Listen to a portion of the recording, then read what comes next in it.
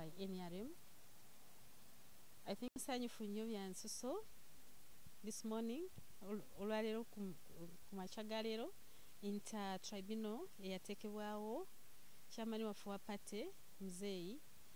etuwadde ensala yaayo ng'ensala eyo ebadde eddamu okusaba kwaffe bulungi nga bwe twakusaba ezizza mwami Maganda Emmanuel Katoko ebbali negamba nti saawa zino si ye flag bearer wa NRM okusinziira ku mivuyo ezeetabika mu kulonda kw'e Bukono constituency n'ekisookera ddala teyalangirirwa mu butongole, ekyokubiri teyafuna bululu mu ggombolola ly'Ekibaale ne town council y'Ekibaale mu bulambulukufu. Ne bagamba nti so ebintu bino ebyokwerangirira nga bwe yeerangirira n'emivuyo zeetabika mu bifo bino ebibiri nga bwe twategeeza tribunal era nga nayo bwe yazitulamu n'obujulizi bwe twawaayo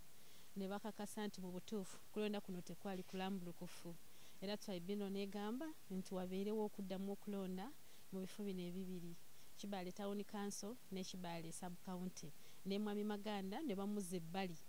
essaawa zino si ye NRM flag bearer. So nze ndi musanyufu nnyo kubanga okwo kwe kusaba kwaffe era njagala kwebaza nnyo chairman wa party yaffe President Yoweri Kaguta Museveni olwa tribunal eno etunudde mu mazima n'etagenda bugenzi ku muntu eyeerangirira ng'akwatagana n'akakiiko k'ebyokulonda ka NRM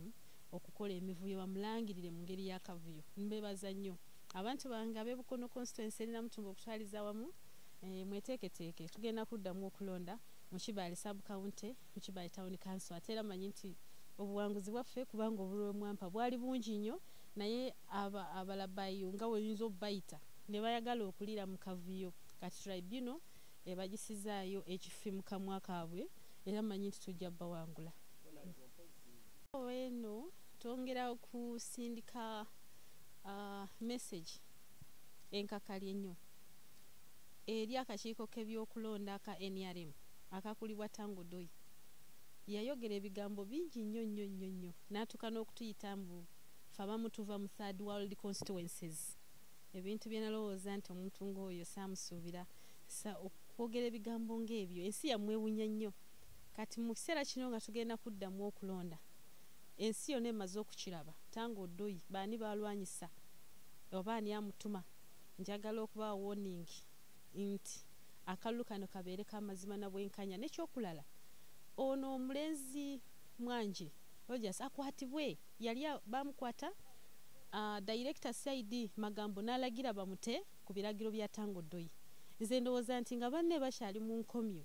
olw'okwetabika mu mivuyo by'okulonda n'okulangirira abantu mu ngeri emenya amateeka oyo omuvuuka Tango Doi gwe yaleeta olw'eggulo erimu alyoka alondese nga talina mu bumanyirivu mu kulonda kwonna